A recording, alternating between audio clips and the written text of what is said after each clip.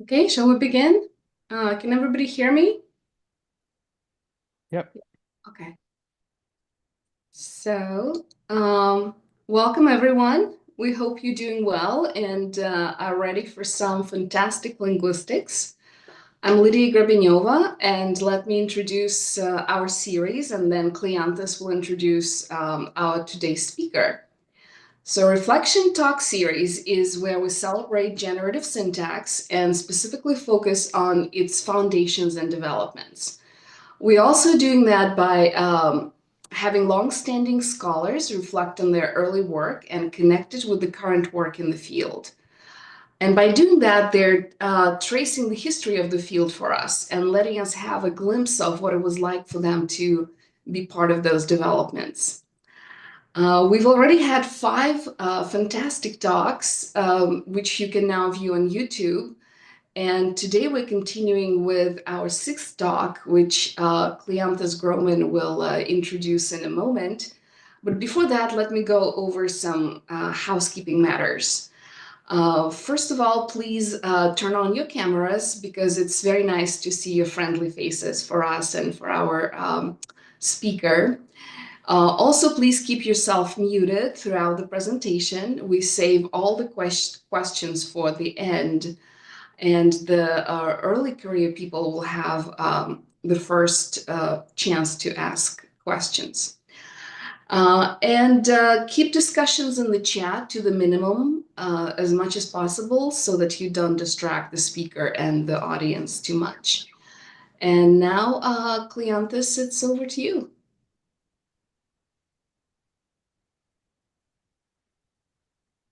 Great. Okay. Welcome everybody to the first Reflections lecture in 2025.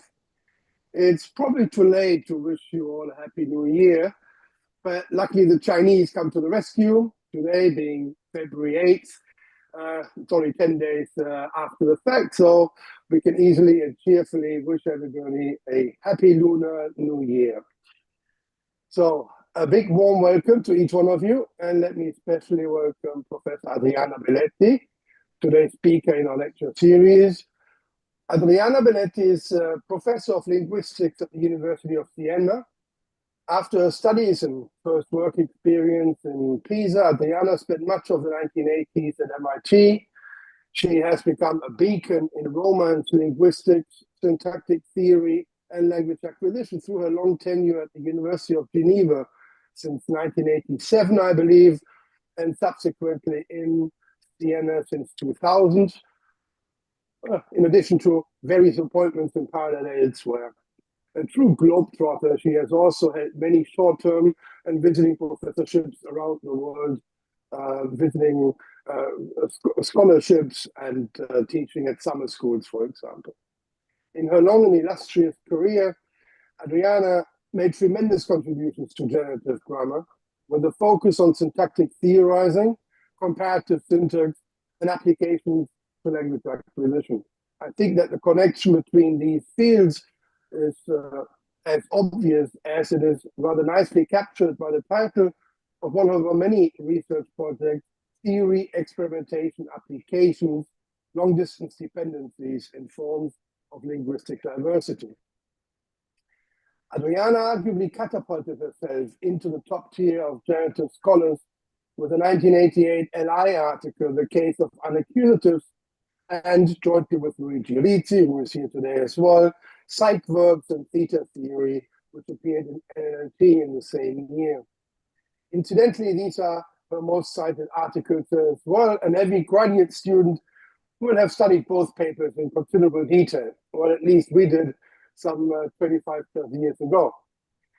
There has been a plethora of journal articles, book chapters, edited volumes, and of course, several monographs, starting with her influential 1990 book, Generalized Verb Movement, Aspects of Verb Syntax, and culminating, though surely not ending, with Structures, Syntactic Computations, and Acquisition, a collection of papers that appeared in 2024 in the prestigious Routledge Leading Linguists book series.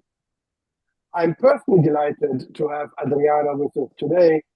Not only did we collaborate in different ways on a number of projects, but we also frequently bump into each other at various conferences and events on an irregular, regular basis. Most importantly, however, I have very fond memories of my Erasmus days in Geneva as an undergraduate student eons ago, meeting her for the first time there in Geneva and sitting in her classes. There is a handout for today's talk, which you can find in the chat in just a moment. I will repost it soon. All registered users should have also received the handout by email, and it's also available in the other channels for later on. Now, please welcome with Lydia and me to Reflections, Professor Adriana Belletti, who will present Comparative Dimensions in Morphosyntax, Theoretical and Descriptive Insights from Acquisition Studies. Adriana, please go ahead. We are all looking forward to your presentation. Well, as I just wrote in the chat, a blackout occurred in my house. So let me just try to go downstairs and try to have the power back. I'm using my iPhone to go downstairs to have some light. Just wait for me a few minutes. That's why I disappeared from the screen. I'm actually there, black. I'll be back. I'm sorry. I can't do otherwise. Okay, no worries. I will post the handout now. This is the way the back up. No fee, type like it. Feel like we? Hi, gang.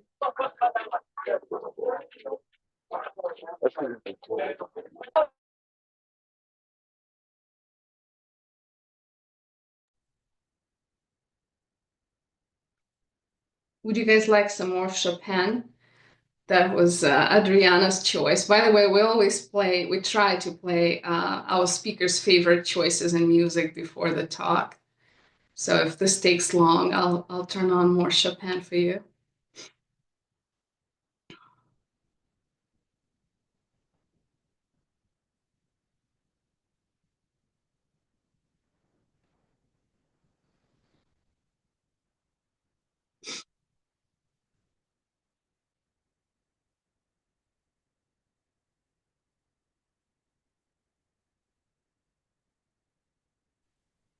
Oh, you muted Adriana. Hello. I said that was quite a beginning. I hope that the connection with my Wi-Fi will come back. My precious iPhone. And power came. I'm very sorry. I did not, of course, expect that. It's raining very hard. And when it rains very hard, sometimes it happens that the power goes off. And this is what happened today. So anyway, now in the very beginning, let's say. Okay, so well, I meant to thank you, of course, a lot for inviting me for this inspiring initiative. I think it's always good to reflect, and so thanks, Kleanthes and Lydia for giving me the opportunity to reflect. So now I'll try to share my screen. And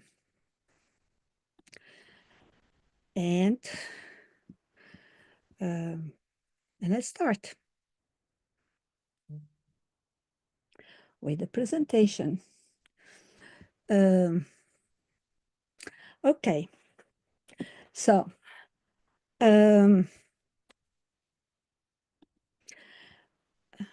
sorry. So comparative dimensions in morphosyntax, theoretical and descriptive insights from acquisition studies. So that's the title of my presentation. And okay, so that's very bad. Okay, let me start. I'm sorry. With the structure of these reflections.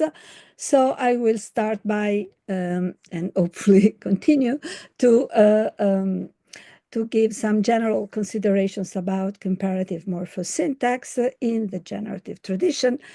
And then I will offer you a kind of personal perspective based on my own work on what I consider a peculiar, I'm not the only one to consider it, but anyway, a peculiar comparative dimension.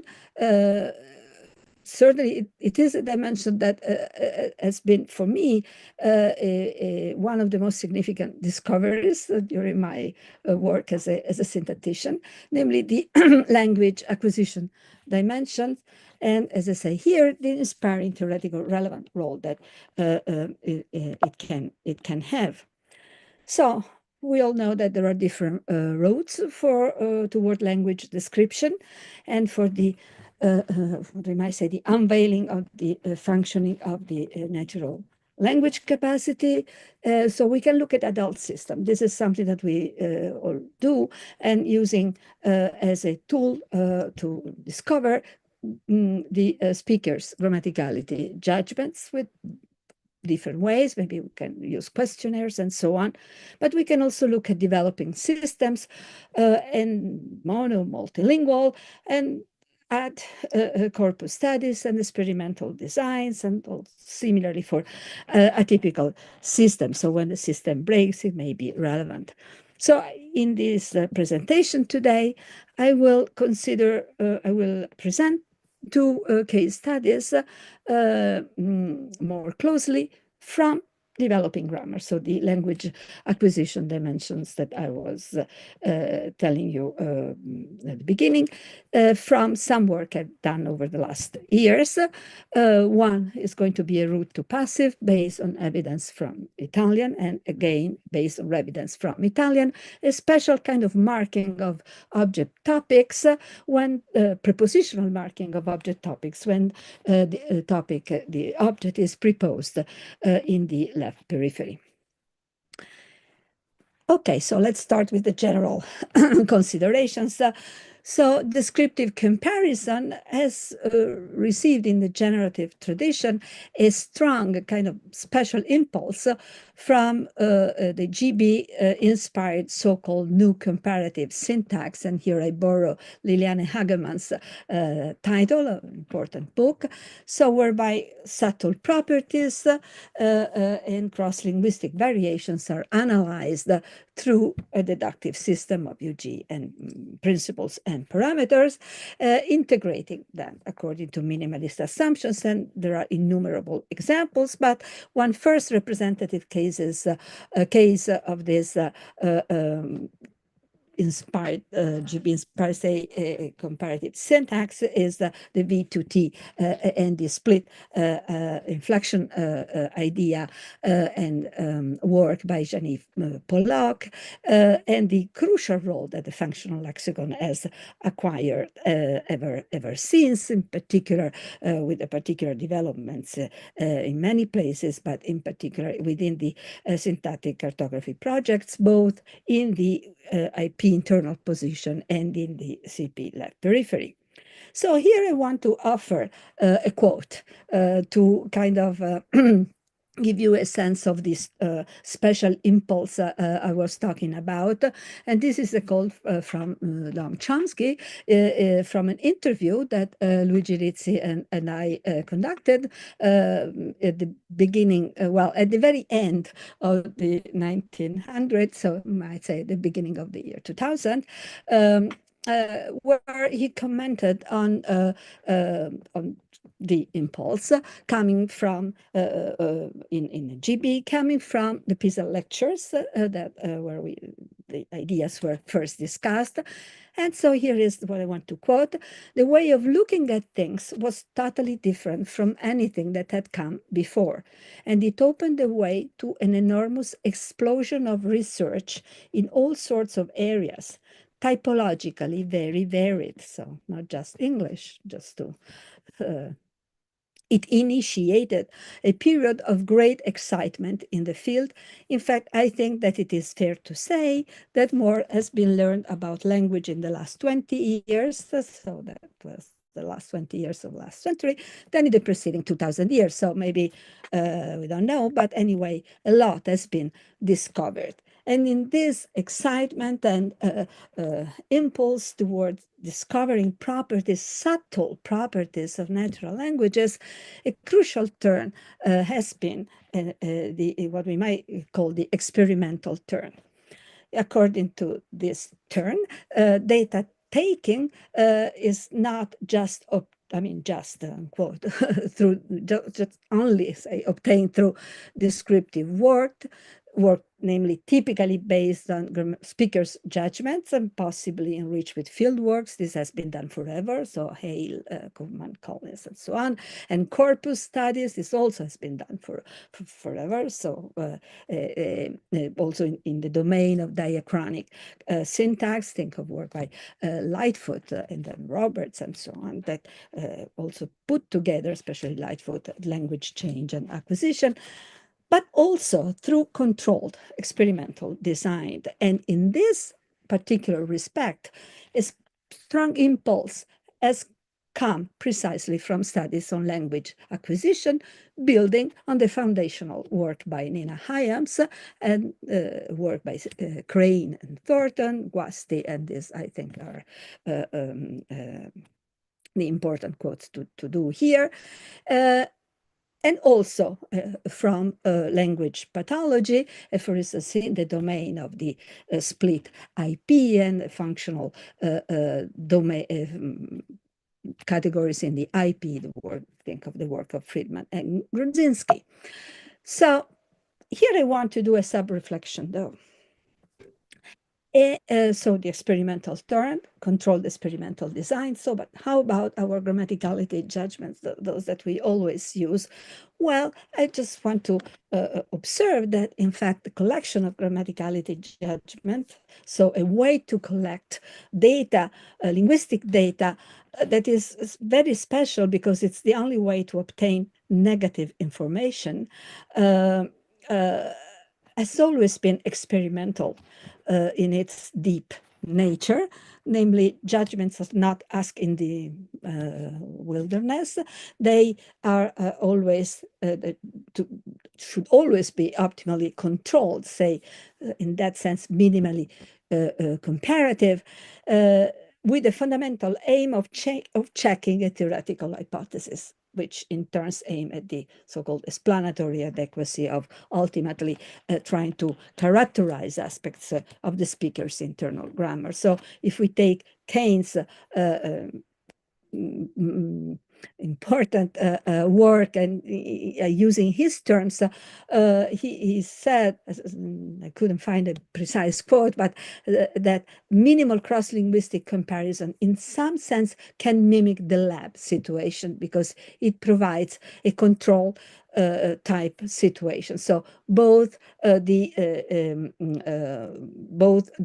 material you test should be minimally controlled, but also the differences across languages should be minimally to favor this minimal comparison. So that's what he refers to as minimal comparison.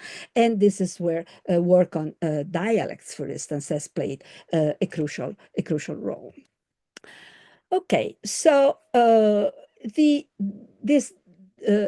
experimental turn is in fact produced an extremely fruitful dialogue between theory and experimentation in a way that is extremely productive. Linguistic theory, might say, fits the experimental work in generating research questions, and research questions that are asked in a constrained way because they are asked within a set of theoretical explicit assumptions, and at the same time, results from well-controlled experiments can illuminate the theory and suggest possible reformulations, possible refinements. This happens all the time, and this happened to me personally several times in different occasions, in particular in work at this type of configurations. You will find them all over the places in work that I conducted with Nama Friedman and Luigi Rizzi, and here there are a couple of quotes. Now, the unveiling effect of comparative morphosyntax, in what sense? Well, comparison has been we might say, able to highlight properties that's from the that would have otherwise remained unnoticed by only looking at one single language in a given domain. So we already mentioned the V2T idea and the comparison, the French-English comparison, and then,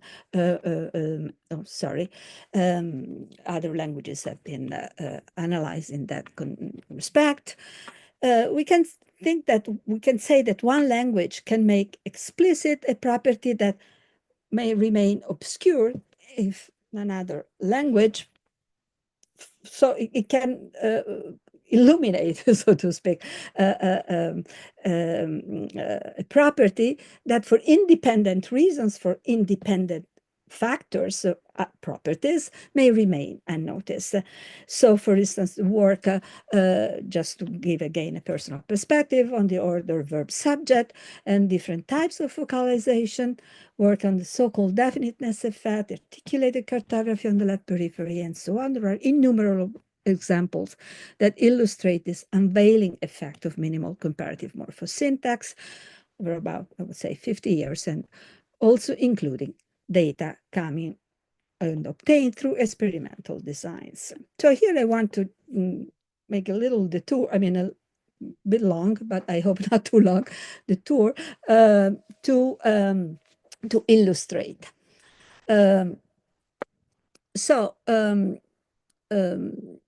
In a controlled situation, namely in the same exactly pragmatic situation, it turned out that different languages answer the very, very same question in different ways.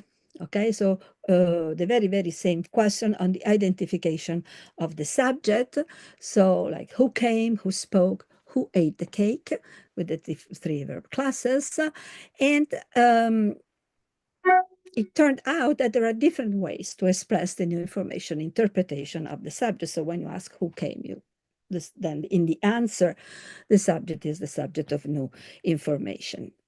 So in particular, we can the first way to look at the thing has been through language acquisition in different modes, and in particular L2, adult L2 acquisition.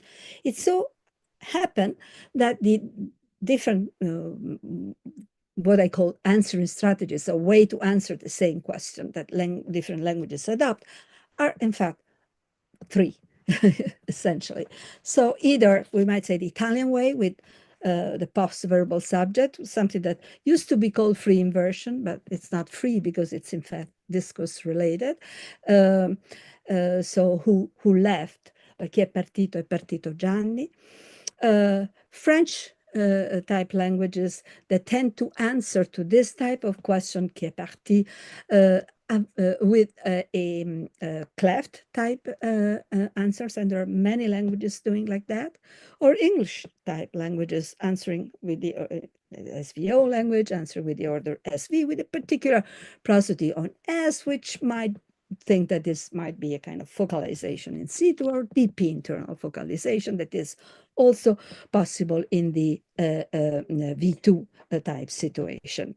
Now, of course, this VS, the availability of this word order is clearly related. This has been known since the beginning of the null subject of work on a null subject parameter to the null subject parameter of a given language. So take Italian as a null subject language, so you are allowed to leave the relevant preverbal subject position unpronounced, whatever it's there, it doesn't concern us here, and having the subject in the postverbal position. Something like that cannot be done in a non-null subject language, hence a non-null subject language cannot have the VS order, but interestingly, they go in different ways, either with the cleft type structure or the SV structure. Now, French, for instance, is a non-null subject language much like English, and indeed, when studied experimentally, it turned out that French native speakers go both ways. So either the subject cleft or the SV structure. A preference still is still there for the subject cleft, but still they also go for the SP structure, which makes sense, because it's in that respect like, say, English. Now, it so happens that in two speakers, well, no, sorry, let me add this, that's not only that. So we see SV also in other languages, like this is Sicilian, a variety of Sicilian, where the new information subject is preverbal. So one could think that this is like English, but we don't quite know, because probably that's not the case. Because if we then look at question on the object, where then the object is what it's focalized, we see that we have the object preposed. So an article I've written, something that you would not do in English. So this indicates that there is a kind of parametrization of the possibility of having new information either close internal or in the left periphery. And if we take the cartographic map, we can have a focus position that it's typically dedicated to contrast and correction, but now we just saw it can also parameterize and host new information in some languages, and the low periphery that typically host new information, something that I've proposed in the past. So a post-verbal subject, new information post-verbal subject is then filling the P filling this low focus positional, yielding to the order verb subject once the verb is raised, and we know that verb raise high in this language. Now, how about the cleft? It is something completely different. Well, the idea here is, in fact, that that's not the case. So the cleft answer may be seen as a kind of post-verbal subject in disguise. So in a language in which the low periphery cannot be directly exploited by just because of the null subject property, it is kind of indirectly exploited by using of the copula. And so this is, in fact, a kind of structure using the same position in the matrix clause, but of the copula that is introduced in a way we can think it's there precisely to make that position available. Okay, so if we then look again at Italian, we see that we just saw that we have a post-verbal subject as new information post-verbal subject, and as an answer to the question who did something. So we may say narrow focus, but also a so-called all new sentence can doesn't have to, but can have the subject in the post-verbal position. So answering question on the entire event, like what happened, you can answer ha telefonato Maria, so with the post-verbal subject. And here I would assume that it's the old VP, it's the old predicate, that it's new information, and then indirectly the external argument, so the subject that remains slow is also focused, and the verb raises, and we yield the relevant word order.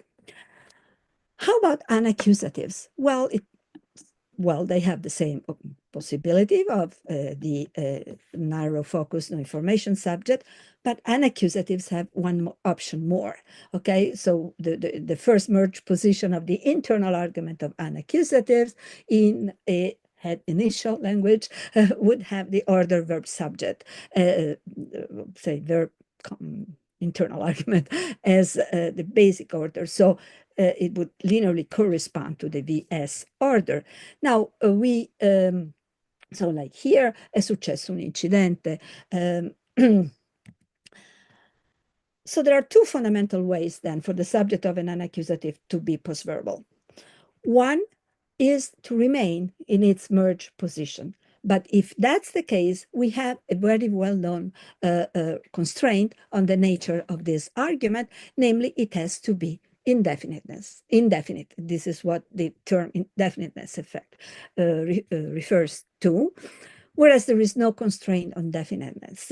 If the post-verbal subject also of an accusative is a narrow focus subject. So, chi è arrivato? È arrivata Maria. Okay? So the first sentence, so è successo un incidente, is only possible as an all new sentence. So it cannot answer a who question. Okay, so it's really just a whole, it's really the merge order, it's really the base order. And that's true in, I gave examples of both Italian and French in this regard. So this is the so-called definiteness effect. It is ultimately a lexical property. Okay, and this is something that we know for a long time. In pre-unaccusative hypothesis, Milsarg noted that, and then it turned out that what he noted concerned precisely unaccusative. The fact of the matter is that the phenomenon is obscured, as noted too many years ago, in languages like Italian, because the post-verbal subjects can be overwhelmingly present in the form of new information, post-verbal subjects that I just discussed, okay, which is an option made available by another property, a fundamental property of Italian, it's null subject language. So recapitulating, we have no information focused subjects, all new with possibly post-verbal subject, and the subject as indefinite internal argument of unaccusative verbs. We have other things. I don't want to complicate the picture too much, but the bottom line is that the VP periphery is involved in the structure with the order VS in different ways, depending on the interpretation and on the type of verb that is involved. Now, here comes acquisition. The special status of the order verb subject with unaccusative is revealed in an interesting way by results from different modes of acquisition. So both adult, L2 acquisition, and first language acquisition. In work that we conducted with Antonella Sorace and collaborators many years ago, let's say, among different tasks, we looked at the syntax of subjects in a population of near-native speakers of Italian. And among different tasks, besides answering strategies, we had a silent movie that these speakers had to describe. And then we counted the post-verbal subject, that this was one of the focus of the issue. And we saw that essentially the L2 speakers of Italian produced a number in describing this silent movie where stupid things happened. I mean, not very interesting, but they described it, and they used the same amount of VS structure. Well, we were surprised at the because this was really in sharp contrast with work with the same population on the answering strategies, because there instead, these same speakers rather adopted the SV structure. Their language was English, their L1 was English. So the fact of the matter is that speakers tend to reproduce the answering strategies of their L1.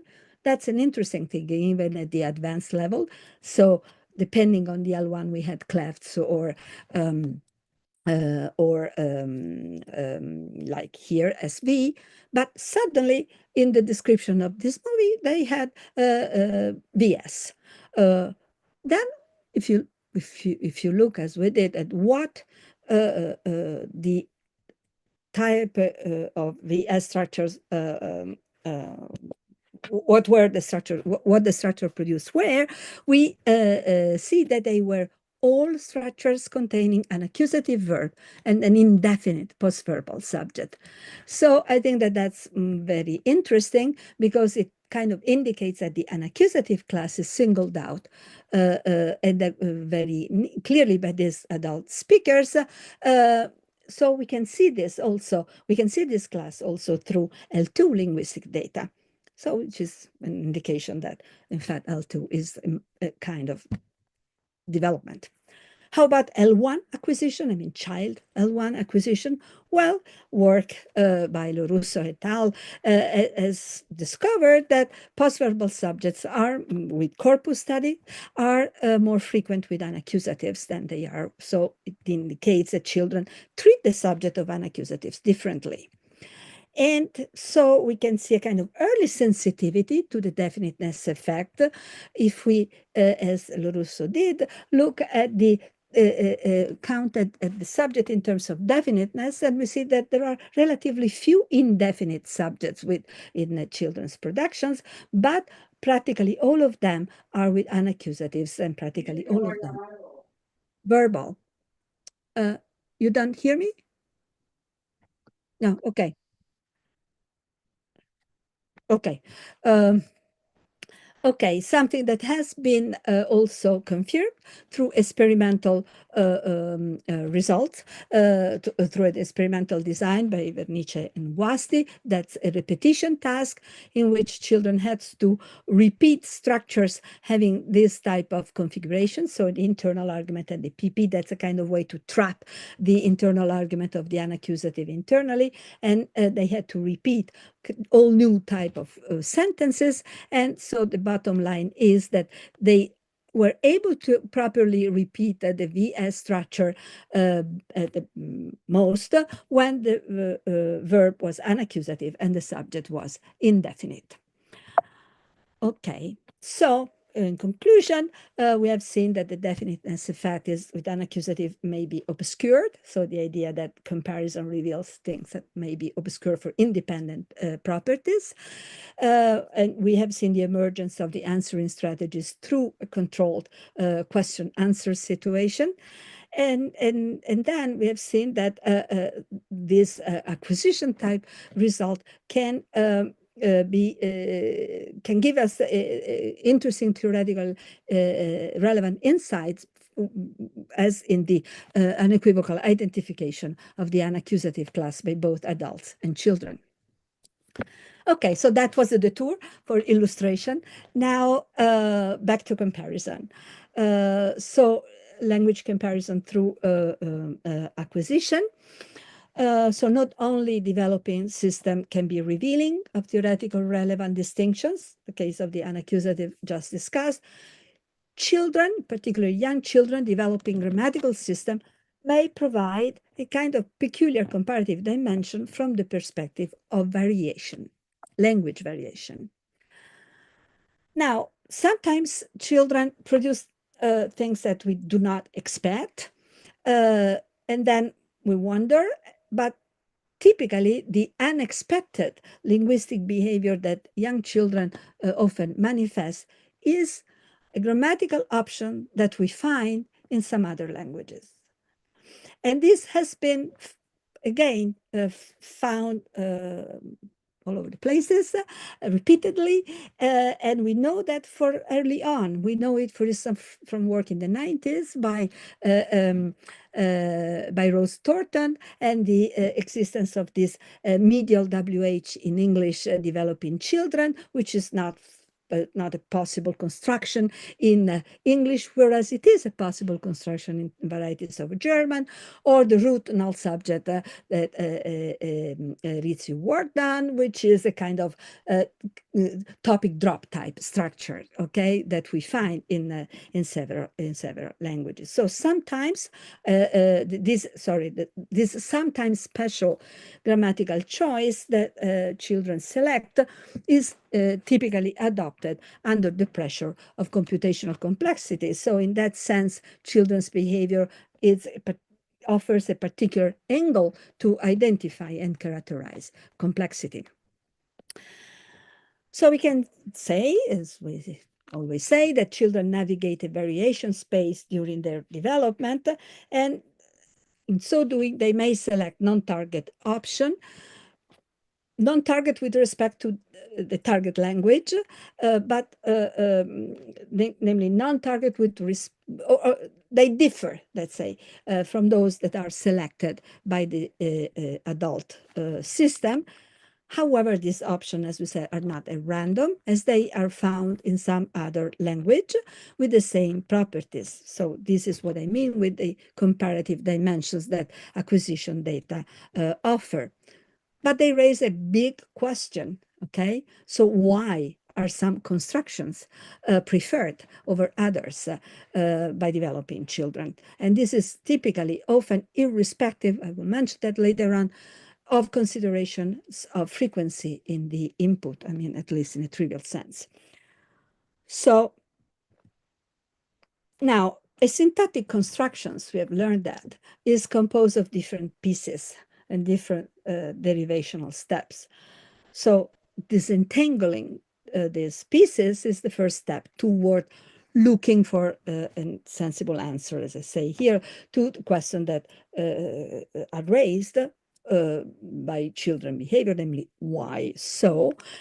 Now, it so happens typically that the special selection constitutes, we might say, form of grammatical invention.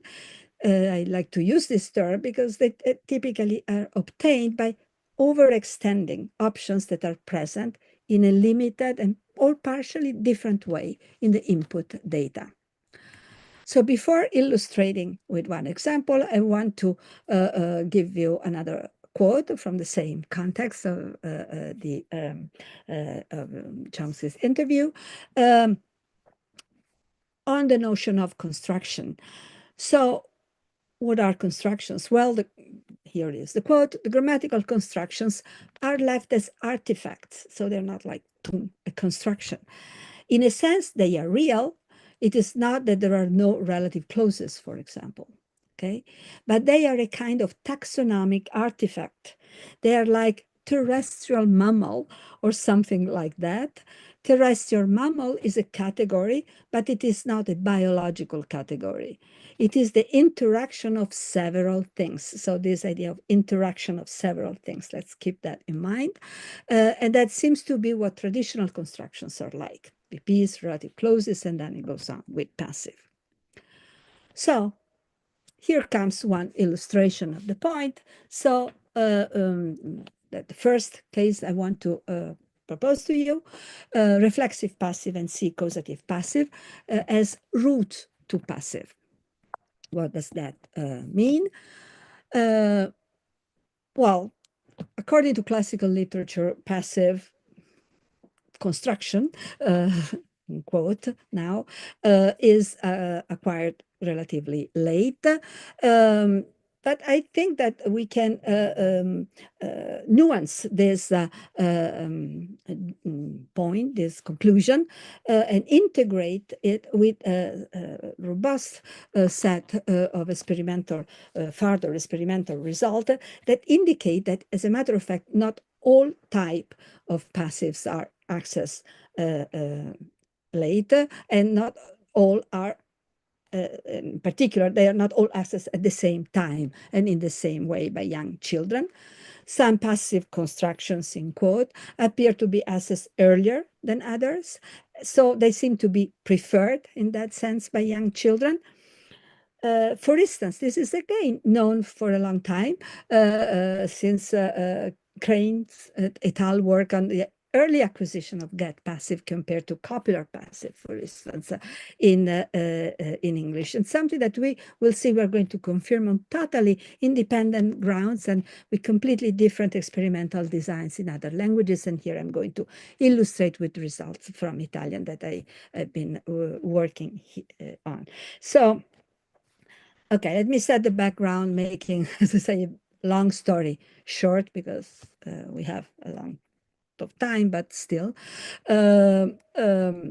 Okay, so a rich array of findings coming from a mass of work on the acquisition of A-bar dependencies, say relative clauses, that appeared over the last 15 years or so, has confirmed that children can master these relatively complex structures from relatively early on. Confirmed that subject relatives are mastered better and earlier than object relatives, and this, again, is a classical finding known from the 70s already. However, the new finding is that it has unveiled the fact that not all object relatives are hard for children. And this is a finding that also holds for impairment. The discovery is that object relative clauses in a situation of featural intervention that we express in terms of the feature relativized minimality grammatical principle are in fact the hardest structures. Those structures that are not mastered by children until quite late, so around age 8 or 9. And as one should expect, the same difficulty is manifested in other types of a object A-bar dependency with the same structural conditions. When the same structural conditions are met, namely, for instance, those involving a preposed object across an intervening lexical subject in structures like, say, clitic left dislocation, to which I will come back later. So this is the feature relativized minimality idea. The object dependency in object relative, I illustrate with the object relative, the lion that the elephant wets, that's a structure that children cannot compute. And the idea is that it's when both the relative head and the subject of the relative clause are both lexical, so we say lexically restricted. If the lexical restriction feature is contained, is so properly included in the feature composition of the target, these structures cannot be computed by children. Okay, so expressed in set theoretic terms, so that's something probably you know. So feature inclusion is in an intervention configuration. That's the bottom line, is hard for children. Now, the other structure, for instance, clitic left dislocation, something that we elicited in work with Claudia Manetti years ago. I'll come back to that. Instantiate, as I said earlier, the same hard intervention configuration. And here we have the object preposed over the subject, or Italian is a multiple topic language. Also, the other order in which then the subject is also topicalized is possible. I won't discuss these different orders. The bottom line is that in both we meet the intervention configuration. And the structures that I have in mind are structures like the following. I say it in Italian: il cane, il gatto lo bagna, so the dog, the cat washes him. These are clitic left dislocation structures, where in the clause following the topic, we have a clitic resuming the proposed topic. And these are natural answers, expected natural answers to questions like, what happens to my friends, the dog and the bear, for instance? Il cane, il gatto lo bagna, l'orso, il coniglio lo veste. So this kind of contrastive topic structures. So we'll come back to this type of elicitation, but in both cases, so both when we try to elicit object relatives in an intervention configuration, both lexical head and lexical subject, and when we try to elicit lexical topic and lexical subject, these structures are hard for children. And as a matter of fact, they are also dispreferred by adults, which is kind of interesting.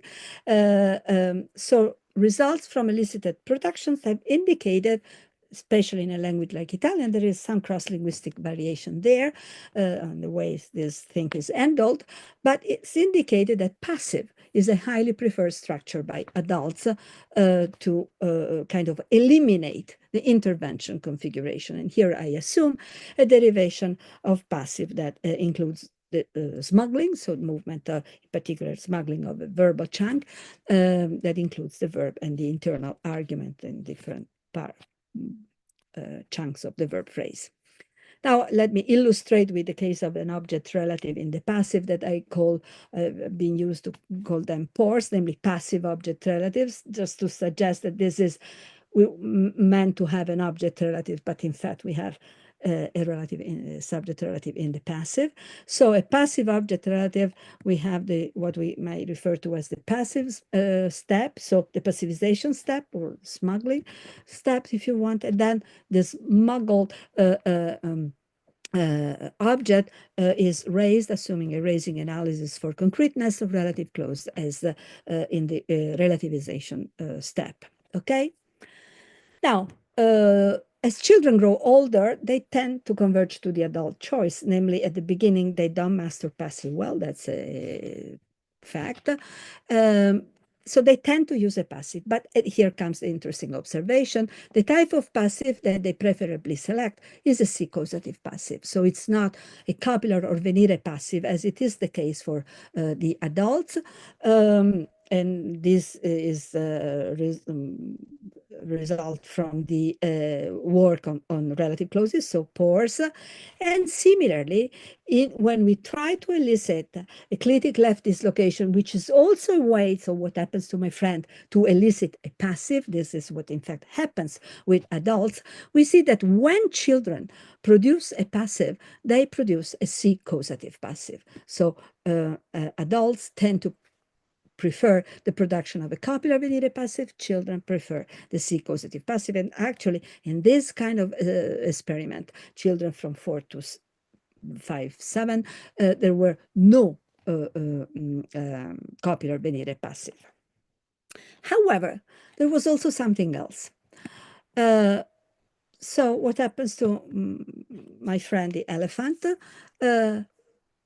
Children of the younger group, so around age 4, answered in a non-negligible amount of cases with a reflexive. So si lava. Or if we have two topics, what happens to my friends, the dog and the bear? Il cane si lava e l'orso si sta asciugando.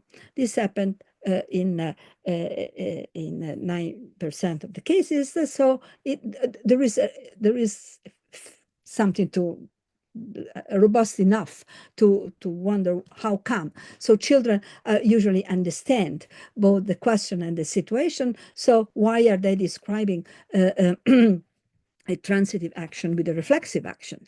Okay, this at least what sounds as a reflexive to the adults' ear.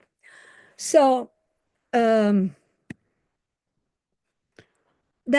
we wonder what happens in comprehension. Well, it so happened that in the same age range, children often interpret sentence with reflexive C as a transitive action. So a suitable interpretation of these comprehension results, if once we compare them with those from production, suggests that the transitive interpretation is in fact due to the passive interpretation of the reflexive C construction, something that has been claimed also in other languages, for instance, Greek by Aronto and so on.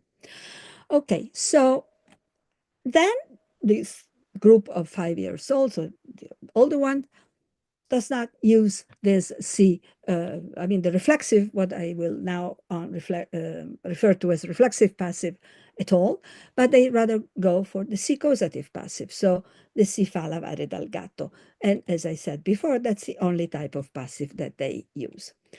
So what is this reflexive passive? We'll come back then to the C causative in a minute. Well, we can think that reflexive passive is in fact a first way to realize a passive. So this, let's say that use of the reflexive is the first way to realize a passive. And that's, here comes the comparative dimensions. We know that reflexive and passive morphology often coincide across language, okay? So then we have to presume that in the passive interpretation, C, which for all Italian speakers would be a reflexive in that type of construction, is not an anaphor. Another way of saying is not coindexed with the derived subject. So let me make explicit the derivation I'm assuming here for the si lava in the context of an answer to che cosa succede al mio amico l'elefante. Here I will assume that C picks up the relevant, it's the external argument, so picks up the role of the bear, and then the internal argument is raised. Then C has its own syntax. Here I just assume that it picks up the accusative, that to be explicit, just abbreviate with accusative, and then probably it acts as a subject clitic. These are more or less crucial points.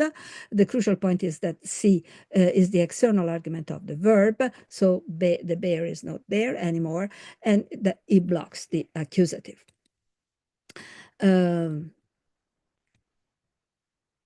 This type of derivation is found in structure C. I mean, it's widespread in a number of structures that involve C in Italian, so-called ergative C in Burzio's terminologies, or the anticausative. More specifically, the middle C construction, that we also find in French, and to some extent also the impersonal as to the external argument nature of C. So I'll skip details here. So what we can then try to conclude is that children are in fact so they are inventing in a possible space. So they are extending a limited option that is present in their language, namely the middle one, that is more constrained. In particular, typically in the middle, the derived subject is inanimate. And indeed, when we have an animate subject, we tend to interpret the C as reflexive in the adult system. Now, how about intervention? Well, we can, if that's the derivation, we have to conclude that there is no intervention issuing directly raising the internal argument to the subject position in these constructions. So we can assume, how come? We can assume that this is probably due to the special nature of C that may not count as an intervener, and a possible way to implement the idea is by saying that it has a more reduced structure. Maybe it doesn't have the D layer at all, and if we assume that the D layer is the layer in which the person feature is realized, then we can also express the kind of impersonal, generic interpretation of C in general. So in this particular context, this amounts to proposing that what happens to my friend the elephant Silava is in fact a kind of somebody is washing the elephant without being specific, and that would be C. Okay, so disentangling then passive. The construction is pieces, so the disentangling idea. This derivation, notice that in fact this derivation is inspired by work, by suggestion, actually not real, ever couldn't find a real source, by suggestion by Keynes on the analysis of reflexives in general and of C in particular. Notice that if this is the more or less the derivation on the right track, it shares two crucial properties of other forms of what we typically call passive, namely we don't have accusative available, and we have promotion of the internal argument into the subject position. Now, as I said, if in particular, if when the derived subject is animate, in the adult grammar, there is obligatory coindex. I mean, automatically C is interpreted as so it's interpreted as a reflexive. So what happens to my friend the elephant, Silava, to any adult speaker of Italian would be interpreted as a reflexive. So we have to conclude that this kind of coindexation is maybe suspended in the children grammars at this early stage. And here I would like to propose that maybe the lack of the overt person feature on C may favor this analysis. So in a way, C result in the expression of a generic silent agent or silent external argument, okay? So reflexive passive may be a first route to the passive. Using reflexive morphology, as I said, in the passive voice is a robustly attested cross-linguistic option. And then we have the older children, as I said before, rather going for the C causative one. Only the C causative when they use the passive. And here I say when they use the passive, meaning that in this case, contrary to the reflexive passive case, when we hear si fa lavare il cane, si fa lavare dal gatto, we do interpret a passive. Okay, so we do interpret il cane as a derived subject, that as a patient. Okay. So here are my assumptions that probably some of you know already. This essentially C is again an external argument, but in this case it is the external argument of the my functional causative verb fare, which in turn is causative by selection through the causative voice. So it's the initiator of the cause action. The point is that the causative voice here as in active, say, accusatives, attracts into its specifier, the chunk. So pettinare il bambino. So here is what we have. Sees at its own syntax, blocking accusative. Then we have the promotion of the internal argument of the smuggled internal argument into subject position. Then there are other things happening, but the crucial point is this one. Okay. Now, essentially, if we adopt this analysis, we have all, I mean, along these lines, say, we have all roles attributed, properly attributed. So C is the initiator. So we can have both the elephant and the bear, say, in the, so both arguments of the VP realized. So in this type of passive, all arguments can be expressed by children. This is something that is, of course, would have been possible also with a copular passive or a venire, which is another passive auxiliary in Italian. But that's not what happens. In what children do is just the causative one. Okay, so if we compare, that's a reflexive passive and that's the causative passive. Essentially, we have this extra step. So in a way, we can think that if reflexive passive is indeed a route to passive, this may suggest the fact that this movement of a chunk takes some time to be developed. I mean, among other things, this might be one of the ingredients of the derivation that may create some difficulty or some delay. But if the type of derivation I proposed is on the right track, then this indicates that movement of the chunk attracted by the causative voice is not that hard, because it's in fact what children prefer over other types of passive morphology. So maybe the passive morphology that is more scattered using auxiliary and past participle.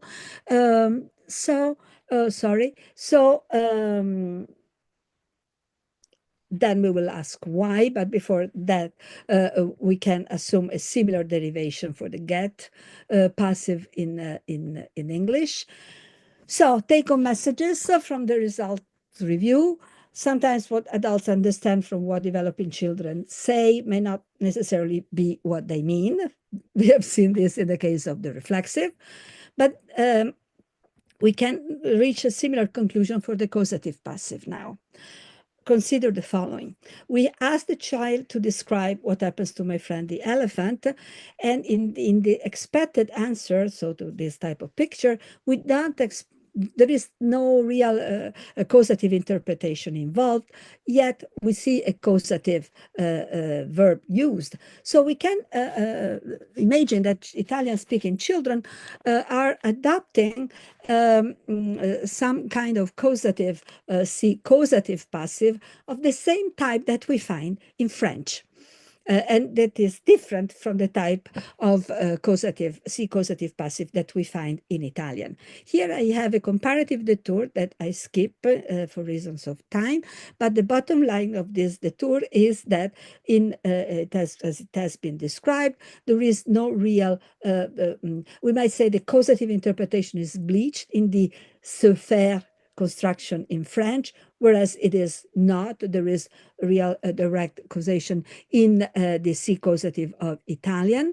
So the hypothesis that we can do, if C is the initiator, is that the initiator role appears to be more active in Italian and almost inert in French. And then we can speculate that Italian-speaking developing children are just been using the C causative passive in a French-like manner, rather than in the target manner of adult Italian. But why? Why they do so? Okay, well, that's a big question. Let's try to split it in various of other smaller questions. Do we find use of C causative elsewhere? Yes, we do. We have seen use of the C causative passive also in pors or in the relative clauses. But maybe there is a trivial explanation, which wouldn't be trivial anyway. But anyway, one could think, well, look, C causative is all over the places. It's more frequent than other form of passive, like copular or venire passive. So this is why even Italian children go for this type of passive, and they don't care if it is not really causative.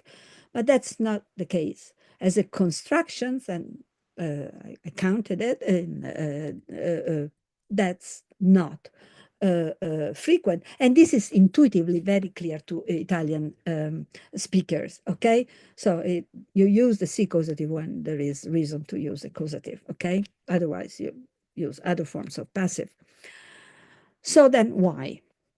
Well, I think that that's a number of things, as in the quote that we have seen earlier. There are several probably factors that converge.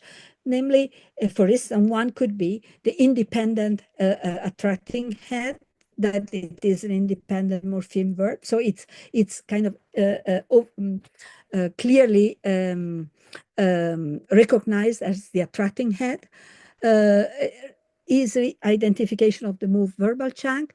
So we see causative construction here in the passive, but the causative construction is indeed very frequent.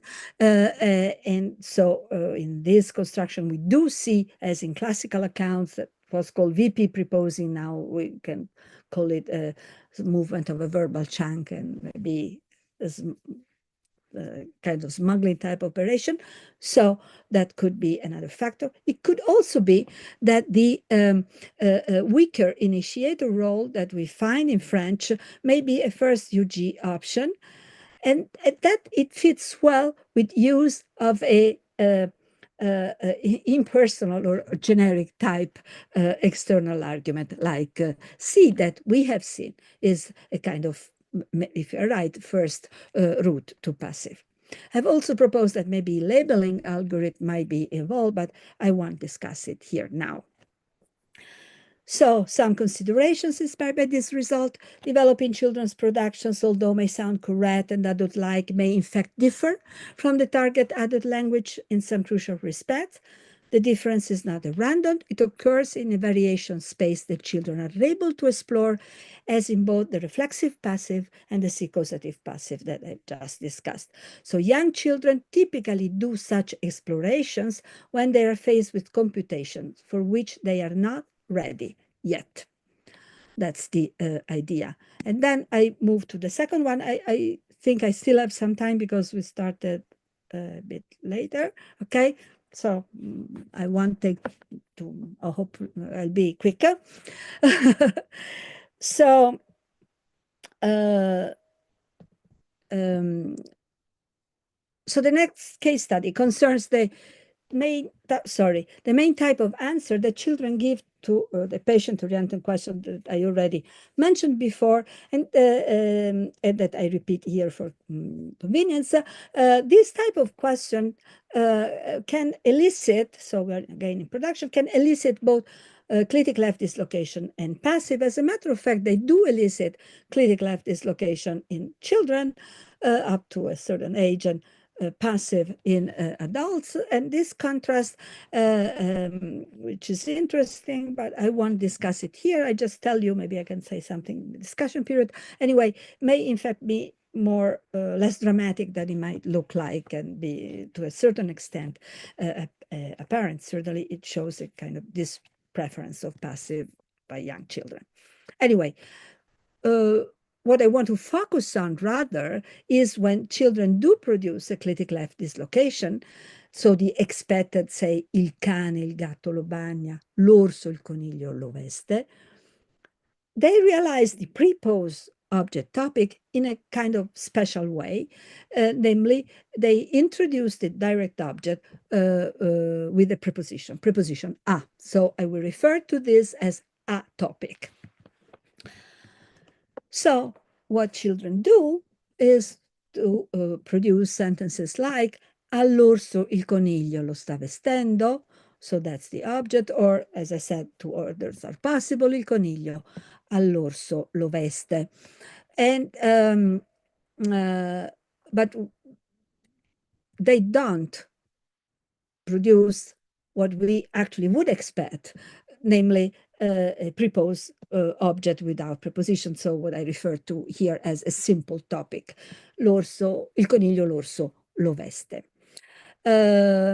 So that's surprising, and then I will tell you why it's surprising. But first, I tell you that this happens in 88% of the cases in which children produce a critical F dislocation. In this particular condition, that's just to ring a bell. In these conditions, we have a lexical preposed topic and a lexical subject. Okay, so we are in a typical intervention configuration involving the lexical restriction NP, say NP feature. Okay, so this happens practically always in 88% of the cases in this configuration. They have this. Now, why are we surprised? Well, we are surprised because this is not something that happens in Italian. So a marking of an object topic is an existing option, but very limited. It's productive with first and second person pronouns. A me, mi chiamano di sicuro, something like that, or first and second, or as preposed, something that we discussed in the past with Luigi Rizzi with object experiencer of sight verbs when they are preposed. They can be sometimes introduced by preposition a, even in a class in which there is no a involved. For the experiencer. So something that was brought to our attention in the past by Paola Beninca. So now the point of the matter is that in the experimental condition, so we were asking about cats and dogs and bears and rabbits, so there were no pronouns. So all noun phrases were lexical noun phrases, and they were all complemented the object of action verbs, so no side verbs, okay? So we are dealing with an extension, so extending a possibility, I think. But one could say, well, look, a is, again, reminiscent of a big major phenomenon that occurs in several languages and in Romance languages, precisely through the use of preposition a and its equivalent, which is the differential object marking phenomenon, so say dom to be quick. And indeed, there are some central southern variety of Italian in which the direct object is introduced by a. So one could think, well, look, maybe these children are speaking a DOM type language, and when they prepose the object, it just carries on its preposition. So it's a mark to start with. But that's not the case, because these children know that they are speaking a Toscan variety of Italian, that they are speaking a non-DOM language, and they never mark the direct object in SVO. And this I like to show you a kind of, I like to call it a kind of experiment that it's directly offered by nature, because as part of the conditions, children had two patients, so two questions on two different situations. So they had to answer with two sentences. So what happens to my friend, the penguin and the cow? Sorry, this is not the appropriate question. La giraffa sta leccando la mucca. Oh, yes, it is. Il coniglio al pinguino lo sta grattando. So sometimes in their answer, one of the question was answered with a simple declarative, SVO, and the other was answered with a critical F dislocation. So we have a kind of minimal comparison, so we're back to a minimal comparison, when the object is, say, in close internal position, whatever the object position is, it is not unmarked. When it is left dislocated, it is unmarked. So it is not a DOM effect, it is rather a property of the left periphery. Is this something that we find elsewhere? And here comes again the comparative dimension once more. So as a matter of fact, we see that this fact of marking the direct object in the left periphery, namely when it is preposed, it's found precisely with the same characteristics found with Italian-speaking children in various other Romance languages. And here I have a list. I cannot go into the details because we will die. But so Balearic Catalan, Spanish, so I quoted my work on that in detail. So several Romance languages have exactly the property of having the topic a mark when it is proposed, but not when it is in close internal position. So what is this a marking? So we can then, and why we find it with children then. So we find it elsewhere, nice, but why do we find it here? Back to the why question. Well, again, we can think of insights from the featural approach that to locality, feature relativized minimality that I mentioned before, and maybe proposing that the A marking allows children to change the otherwise impossible inclusion relation to compute into an intersection relation. So why? Well, we can make the hypothesis that A marking is a manifestation of a property located in the left periphery in the sense that A marking adds some feature to the topic. So once A marked, the topic is not simply a topic, it's a topic plus something else. What is this something else? Well, this something else, I think, can be somehow described as a kind of being an affected topic, and this type of interpretation is directly linked to an interpretation that is expressed by preposition a. Elsewhere in the grammar, which is the benefactive interpretation. So you can say things like ho comprato un vestito ai bambini, I bought a dress to the kids, meaning for them. As a matter of fact, these structures have been discussed by Kane, and also in the aim of showing that French has the same type of so A has the same nature also in French, not surprisingly, and this led Kane to propose a kind of relation between the fact of English two, which does not allow for this possibility. So you cannot say I bought a dress to the kids, but you have to say for the kids. English does not have make two type causatives, and here in the same vein, I would say that we expect English not to have two topics, which is in fact what seems to be the case also for children. So young children, when exposed to the same material, do other things in English, but not two topics. So A marking may also express an empathic point of view. That's something else that this A may be doing. And this has, work on that. This has some relation with the contribution of sentence final particle of a sentence final particle like ne in Japanese, as has been proposed by Yoshio Endos in his work, finding similarity in the work done by A and by ne in Japanese. So assuming that it's just we have features plus A, that it's the feature that allows the moving from in the intervention configuration from the inclusion to intersection, and maybe this is clearer here.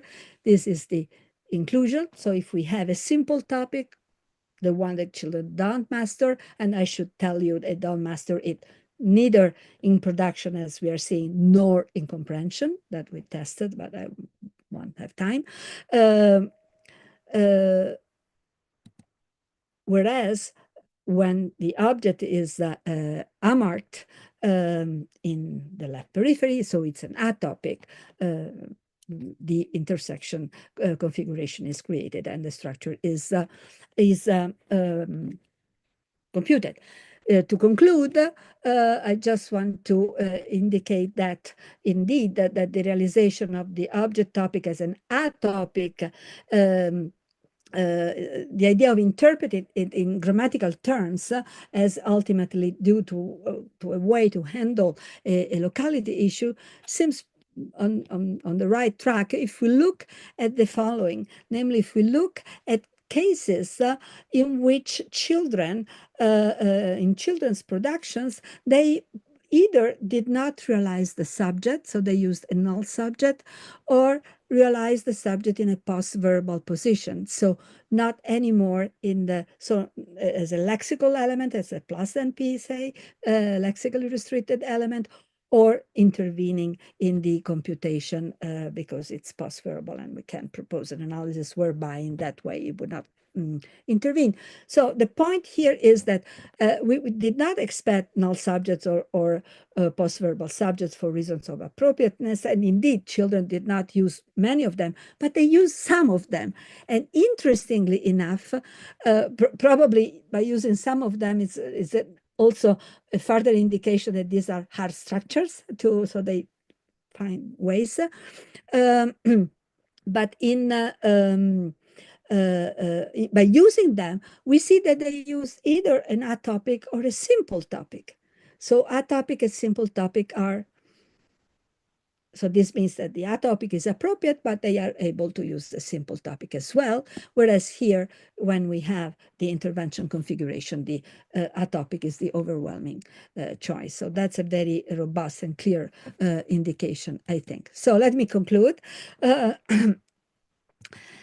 Comparative morphosyntax, we've seen invaluable source of information on the functioning of the speaker's internal grammar, can, and I think in fact should, exploit different sources and be performed from different angles using different ways of data gathering, so grammaticality judgments, experimental design, so more articulated one, corpus studies, and so on, and considering different populations. Looking at developing systems provides a special form of language comparison, unveiling earlier preferred access to constructions that may not be present in the same way in the adult data, namely in the children's linguistic input.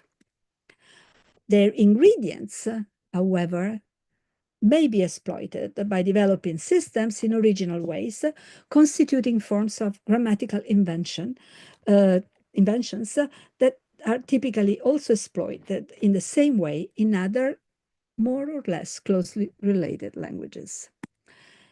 So I've discussed two cases in detail: use of reflexive morphology as a route to passive followed by early access to causative passive, and the unmarking of the direct object left peripheral topics.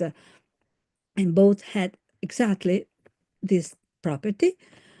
But these are just two cases among many, many others, just those that I happen to come across and work a lot in the last years in particular.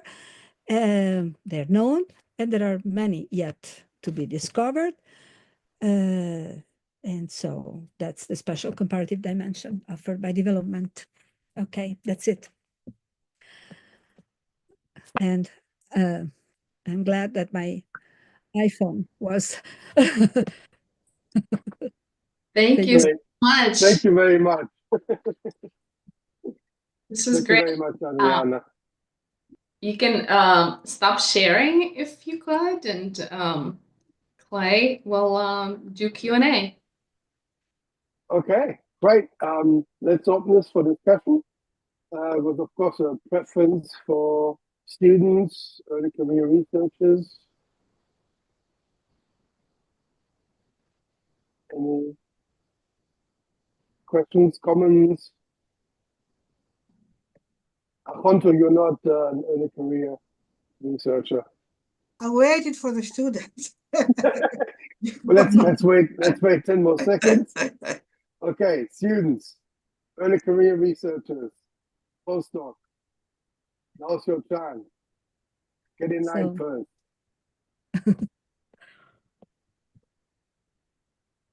Or maybe you need some senior. I don't know. Okay.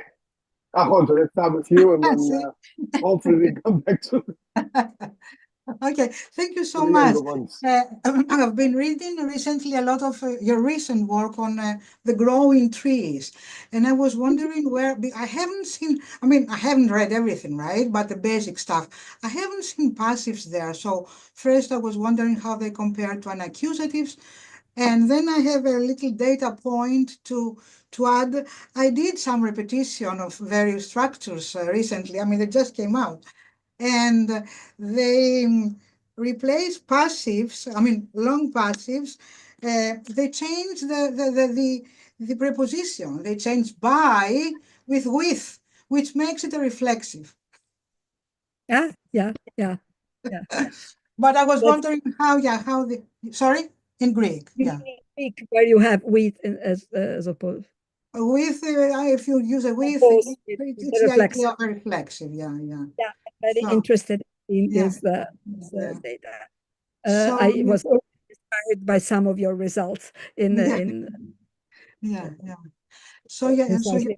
yeah. As for the growing trees idea, well, you haven't seen passive because we essentially look at the left periphery. So at the growing of that. Now there is work um, starting on the acquisition of the stage one, say the IP, and maybe there is more than just IP. And if we take a Cinque's rich functional structures, then we have still a lot to discover there.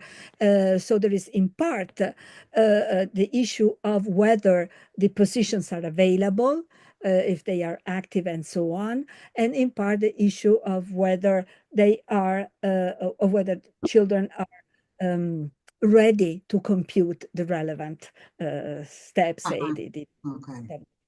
and so on. So it's passive there is I have seen unaccusatives, but not passives, yeah. whereas unaccusatives are simpler in that. Simpler, yeah.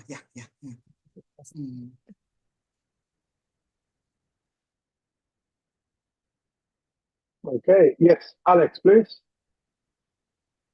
Please unmute yourself. Please unmute yourself. You have No, you have to we can. unmute yourself, Alex. Can you hear me now? Now we Yes. can. Hello? Wonderful. Yeah. Okay. You mentioned in passing that French has a construction of the passive type. And I can imagine, for instance, if I say, dû à sa négligence, Jean s'est fait écraser par un camion. That doesn't mean that he had actively the truck. However, I think that it's important that the truck driver was also unintentional. For instance, if I know that he'll be executed tomorrow, I can't say demain il se fera tuer sur la grande place. That wouldn't mean anything. It would have only the meaning that, for instance, a Roman emperor who doesn't have the courage to commit suicide, you could say il se fit tuer par son esclave. That's perfectly clear that he told the slave to kill him. But I think that in the real passive thing, there must be no intention, not just on the part of the affected individual, but also on the part of the agent that carries out the engine. And one more thing, I quickly thought of these facts in my native language, in Romanian, and my initial impression is that there is a lexical constraint. For instance, if I say mă operez mâine, which literally is I operate I operate myself tomorrow, that clearly means that some doctor will operate on me. It doesn't mean. But if let's say I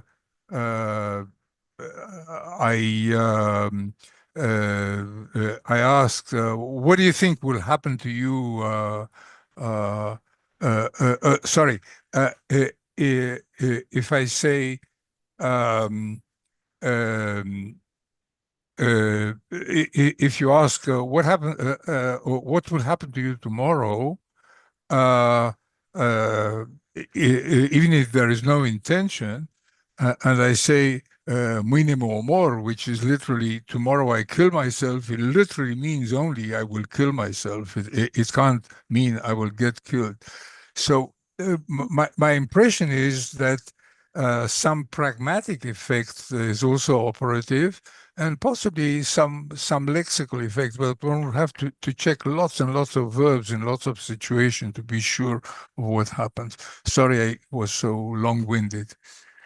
Well, that's thank you, because that's extremely interesting. So first of all, the idea of looking at the agent as well, it's probably, I mean, to be done, even though in French, I think that really it's the, so if you can hear things like il s'est fait renvoyer. If il s'est fait renvoyer. Tu ne fais pas attention. You have to look. French is not my native language; it's my second language, but I have good intuitions. I think you would have to stress the fact that it's unintentional. Absolutely. I think for full acceptability. Yeah. It's important to go through several cases, but the impression, I mean, the intuitive comparative impression, if you want, on my part, speaking both languages, is that it's really different. So I would never use a se faire type structures in the equivalent Italian situation, in which I constantly hear it used in French, but it should be detailed. Yes. Yeah. Well, I think the example you gave with Silava,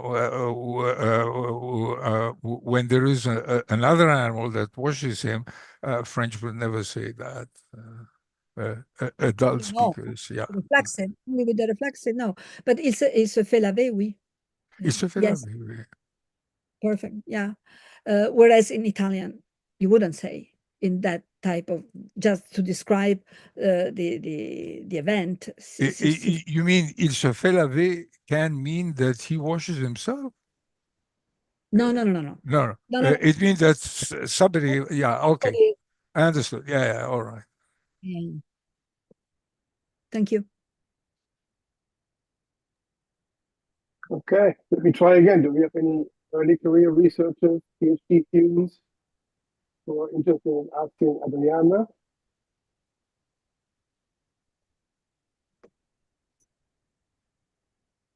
Any more oldies?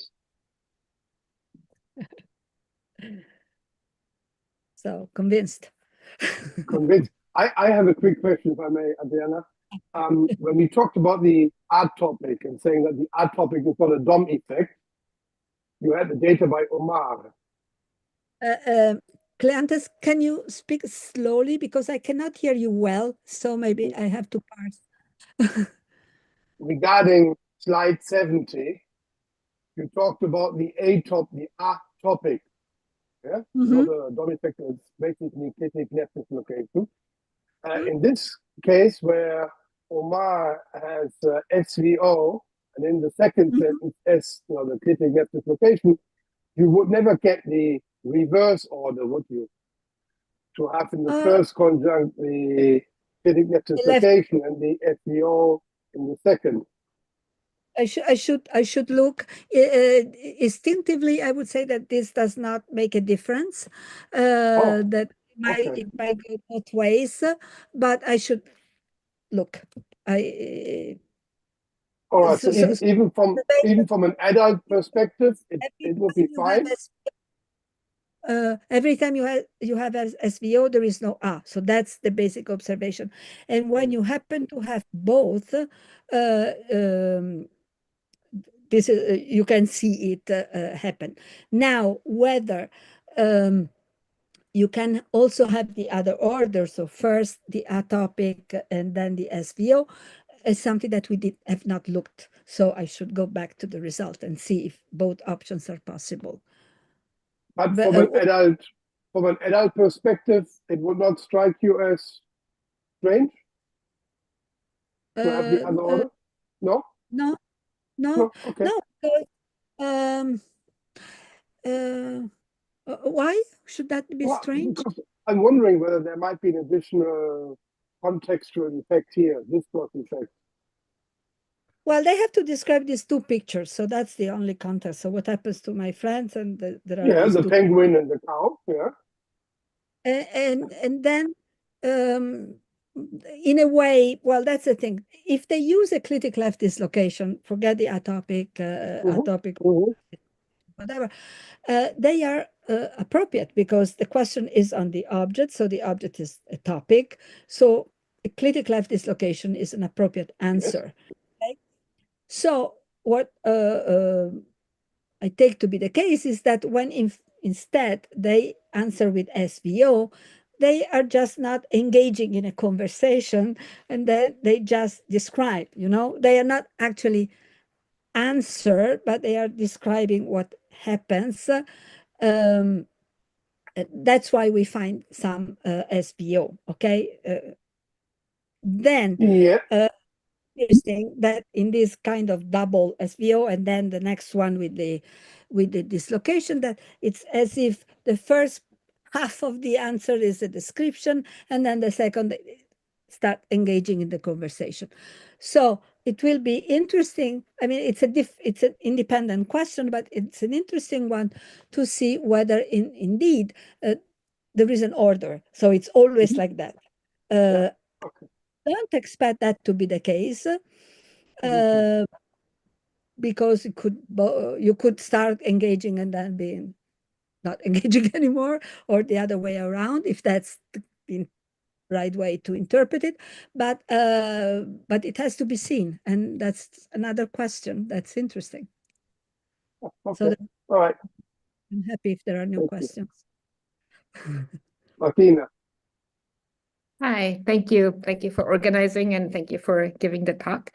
I have one empirical question and one out of curiosity, what you would think about an alternative analysis. So the empirical question is, what happens with the morphology itself? Like, is there a development of the morphological paradigm that might be illuminating for what the syntactic manifestation of like the passive and the topicalization do? So in the verbal paradigm, so that's the empirical question.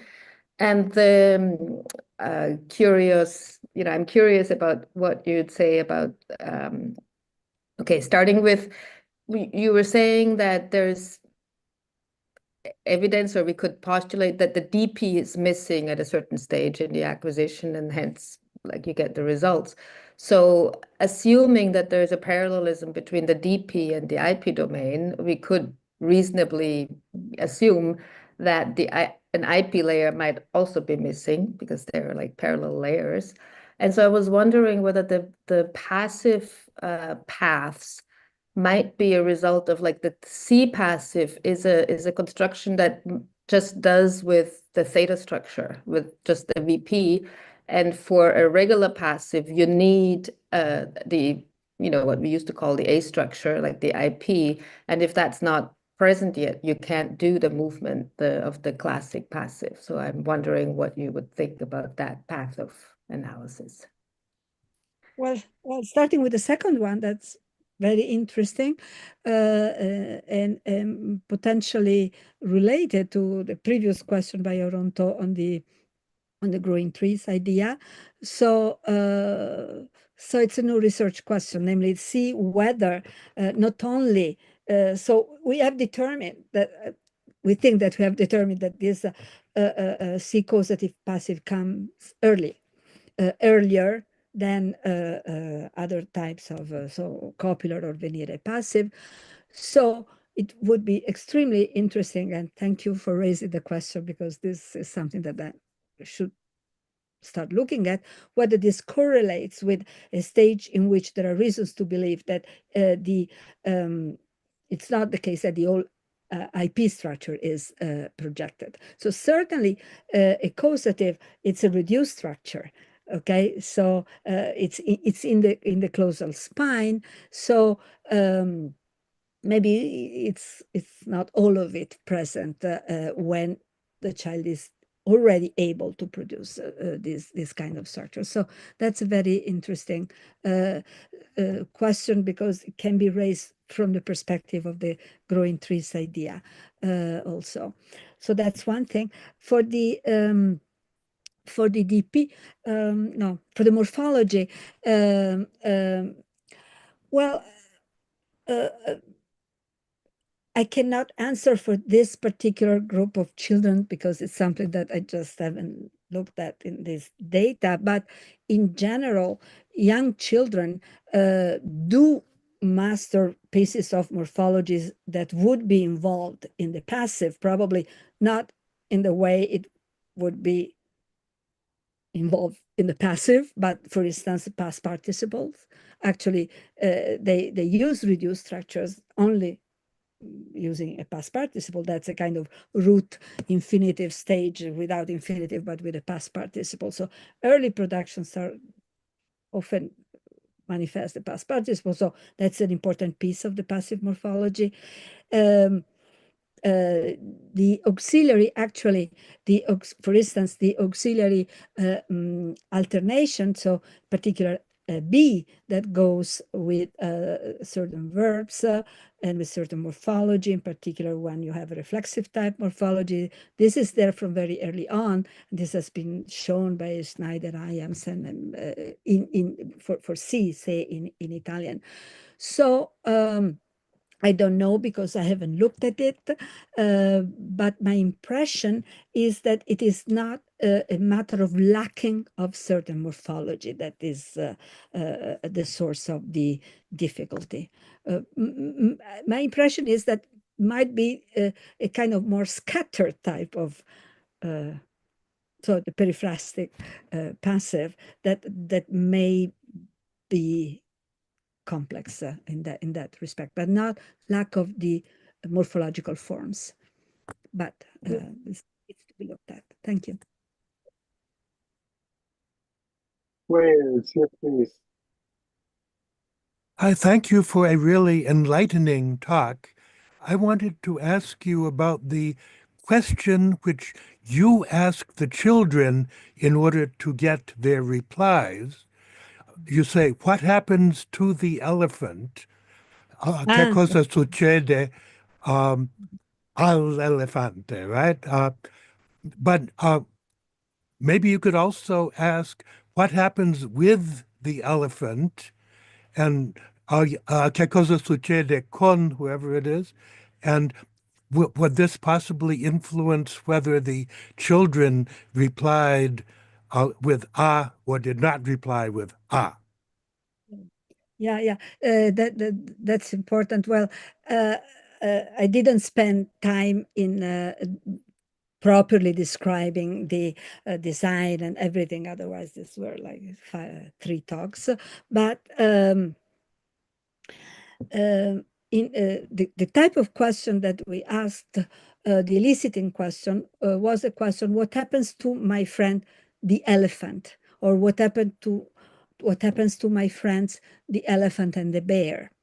And the reason why we did not ask directly what happens to the elephant was precisely to avoid to somehow prime the in the sense this happens to him, so it's affected and all of that. So we want to put kind of a distance, if you want, between this, what happens to, and the 2 noun phrases. So that's why we had to, what happens to my friends, and then the elephant and the bear. So we try to control for that, precisely for that reason. As for the width, that would really be hard in Italian. We don't say, we wouldn't use width in this type of questions. So it happens. Maybe we should not use happen and find another way of asking what happens without use, but happen with this and that, it's really not possible. But it's true that if we could find a different prepositions to completely avoid the confound, we try to avoid it in the way I just said. It would be nice.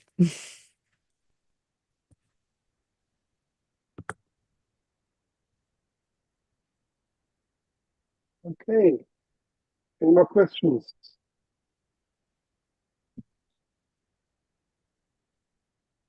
Well, if everybody's happy. No, that's Lydia. Lydia is not happy. Maybe I can ask one since I have we have a little bit of time. My question is about your general understanding of parameters, and what do you think about the idea that they're mostly lexical in nature? With your acquisition analysis, it seems like there is more than just lexical acquisition going on. There is acquisition of parts of the derivations, and there's way more than just lexicon involved. How would you reflect on that? Well, how do I reflect on that? Well, I think, yes, that there is more than just lexical acquisition. There is somehow grammatical development. So the reason, for instance, I stress the construction story because I think that that's still very important, because there might be really small pieces that need to be yes, to be properly that needs to, if you let me use the word, to mature. That's probably what it's all about. And so what's interesting is certainly the lexical part is crucial, because otherwise what do we talk about? We don't know, but so we know what we talk about, so we know the lexicon. But then there is the functional lexicon that plays a crucial role in the computation, and that's why we talk in terms of morphosyntax. That's why morphology is so important in triggering processes or conditioning processes. So this needs to be acquired. So part may be in growing of the structures, and part being in being able to properly compute in appropriate way the different pieces. And I think that this, yes, needs some time to develop.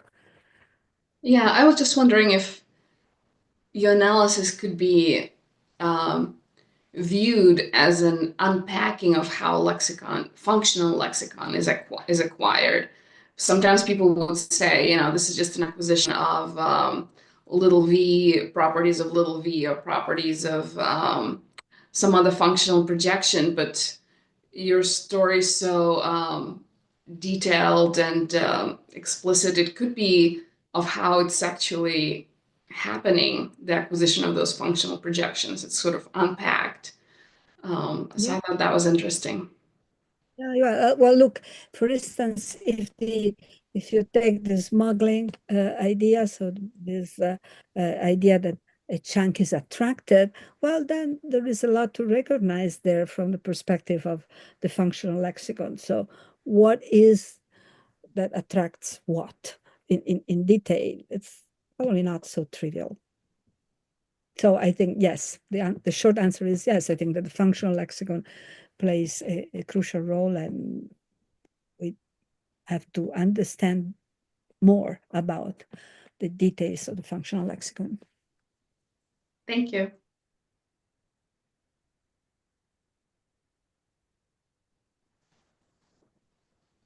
Great. So, if there's no more questions, then thank Adriana. Thank you very much. All right, let me also add, yes, thank you so much, Adriana, for the amazing talk and the discussion. Thank you. And thanks to everybody for participating. And our next talk will be by Ian Roberts. It's on Saturday, April 5th at 12 p.m. EDT. And it's going to be titled, we have a title now, which is Against Input Generalization, Evaluation Metrics in Generative Grammar. So it seems like maybe related to Adriana's talk a little bit. So we hope to see you all there. And until then, take care. Okay, Great. goodbye. Thank you. Okay. Thank you very much, Adriana. Thank you, everybody. Bye-bye. Bye.